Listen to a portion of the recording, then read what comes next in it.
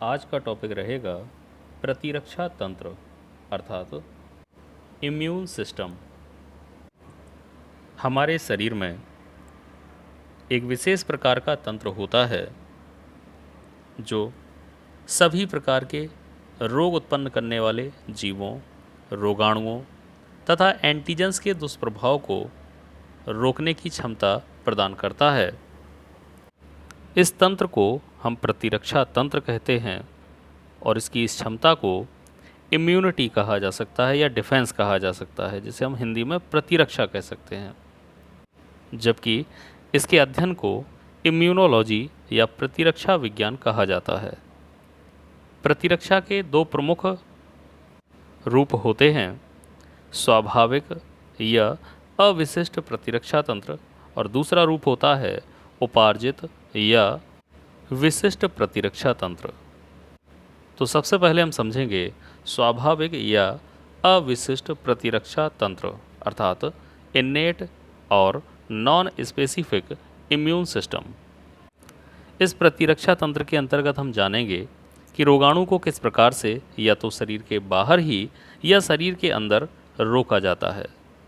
हमारे शरीर में त्वचा, नेत्र, मुख, नासिका, श्वसन मार्ग, आहार नाल, ये सभी रोगाणुओं के लिए विशेष मार्ग का कार्य करते हैं। अतः इन स्थानों पर रोगाणुओं को रोकने के लिए विशेष प्रबंध होते हैं। सुरक्षा की इस विधि को बाह्य मार्ग रोधन कहा जाता है। ज़्यादातर रोगाणु इन एक्सटर्नल बैरियर्स अर्थात बाह्य मार्ग रोधन स्तरों को पार नहीं कर पाते हैं, किंतु जब कुछ रोगाणु इन स्तरों को पार कर जाते हैं तो हमारे शरीर में एक भीतरी प्रतिरक्षा तंत्र भी कार्य करता है, जो शरीर के अंदर रोगाणुओं को रोकने का कार्य करेगा। इसके अंतर्गत प्राकृतिक विनाशी कोशिकाएं, भक्षी कोशिकाएं जिन्हें हम फैगोसाइट्स भी कहते हैं, प्रदाह प्रक्रिया जिसे शोथ प्रक्रिया या इन्फ्लेमेशन कहा जाता है, ज्वर अर्थात फीवर, ये सभी प्रकार की कंडीशंस देखने को मिलती हैं। अब समझते हैं बाह्य प्रतिरक्षा को डिटेल में। हम जानते हैं कि हमारी नासिका में छोटे छोटे रोम होते हैं जो हवा के साथ आने वाली अशुद्धियों जैसे धूल है, रोगाणु हैं, इन सभी के छोटे छोटे पार्टिकल्स को, कणों को रोकने का कार्य करते हैं, और जब हमें छींक आती है तो ये सभी पार्टिकल्स बाहर निकल जाते हैं, जिस कारण से रोगाणु अंदर प्रवेश नहीं कर पाते हैं।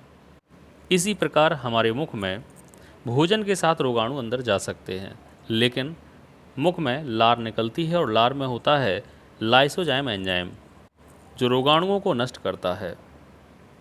ठीक इसी प्रकार हमारी त्वचा में भी तैल और श्वेत ग्रंथियां होती हैं जो पसीने का स्राव करती हैं, और उसी के कारण रोगाणु भी विकटित हो जाते हैं।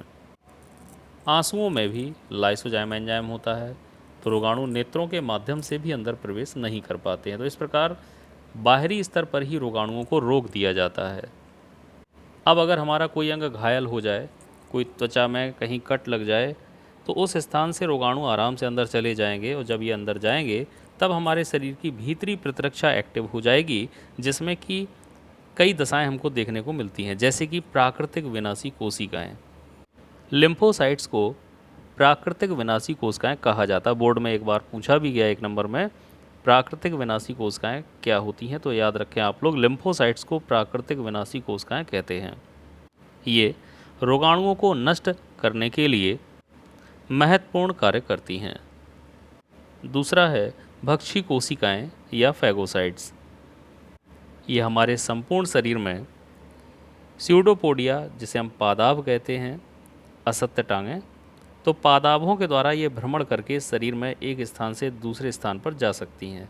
यहाँ तक कि ये हमारे ब्लड में उल्टी दिशा में भी बहाव जो होता है ब्लड का, उसकी उल्टी दिशा में भी भ्रमण कर सकती हैं। ये शरीर में आने वाले रोगाणुओं का भक्षण कर लेती हैं और उन्हें नष्ट कर देती हैं।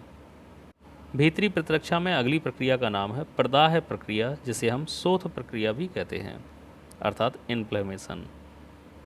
आपने महसूस किया होगा कि जिस स्थान पर हमें चोट लगती है वह अंग या वह ऊतक या उस स्थान पर काफ़ी जलन महसूस होती है, एक रेडनेस उस स्थान पर आ जाती है, वह स्थान सूज जाता है, सूजन आ जाती है, उस स्थान के ऊतक क्षतिग्रस्त हो जाते हैं। उस स्थान पर जो क्षतिग्रस्त ऊतक हैं उनकी मास्ट कोशिकाओं और रुधिर की प्लेटलेट्स द्वारा हिस्टामिन तथा प्रोस्टेग्लैंडिन्स जैसे पदार्थों का स्राव होने लगता है। इन पदार्थों के कारण उस स्थान पर रुधिर की सप्लाई बढ़ जाती है। वह स्थान लाल और गर्म हो जाता है, काफ़ी जलन का अनुभव होता है, दर्द भी होने लगता है। इन सभी दशाओं को एक साथ हम प्रदाह या शोथ प्रक्रिया कहते हैं।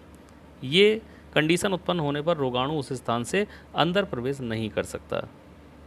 अगली दशा है ज्वर अर्थात फीवर। नॉर्मली अगर देखा जाए तो शरीर का तापमान लगभग 37 डिग्री सेल्सियस होता है, लेकिन कुछ विशेष परिस्थितियों में जैसे रोगाणुओं का संक्रमण हो जाए तो उस समय शरीर का ताप बढ़ जाता है। इस दशा को हम ज्वर या फीवर कहते हैं। ज्वर की दशा में रोगाणु एक्टिव नहीं हो पाते हैं और कई रोगाणु तो मर भी जाते हैं। अब हम बढ़ेंगे प्रतिरक्षा तंत्र का दूसरा रूप विशिष्ट प्रतिरक्षा या उपार्जित अथवा अनुकूली प्रतिरक्षा, स्पेसिफिक डिफेंस सिस्टम। इस प्रकार की प्रतिरक्षा में रोगाणु या एंटीजन की अलग से पहचान करके इसके विनाश की प्रक्रिया को तैयार किया जाता है। यह प्रतिरक्षा टी तथा बी लिम्फोसाइट कोशिकाओं के द्वारा होती है। लिम्फोसाइट कोशिकाएं वैसे तो अस्थि मज्जा में ही बनती हैं, बोन मैरो के अंदर बनती हैं, लेकिन यहाँ बनने के बाद कुछ लिम्फोसाइट कोशिकाएं थाइमस ग्रंथि में चली जाती हैं और वहीं पर परिपक्व होती हैं। थाइमस ग्रंथि में परिपक्व होने के कारण ऐसी कोशिकाओं को हम टी सेल्स के नाम से जानते हैं या टी लिम्फोसाइट कह देते हैं, और जिनका परिपक्वन अस्थि मज्जा में ही होता है, बोन मैरो में ही होता है, उनको हम बी लिम्फोसाइट कहते हैं। तो लिम्फोसाइट दो प्रकार की हो गई, टी लिम्फोसाइट और बी लिम्फोसाइट। टी लिम्फोसाइट 4 रूपों में कार्य करती हैं: मारक टी सेल्स, सहायक टी कोशिकाएं, निरोधक टी कोशिकाएं तथा स्मृति टी कोशिकाएं। बी सेल्स या बी लिम्फोसाइट कोशिकाओं के द्वारा विशेष प्रकार की एंटीबॉडीज़ का निर्माण किया जाता है जो एंटीजन के प्रभाव को समाप्त कर देती है और एंटीजन को भी नष्ट कर देती है। कई बार परीक्षाओं में पूछा गया AMI तथा CMI से आप क्या समझते हैं, तो आप लोग याद रखें कि इम्यून प्रतिक्रिया के 2 रूप होते हैं या 2 भेद होते हैं।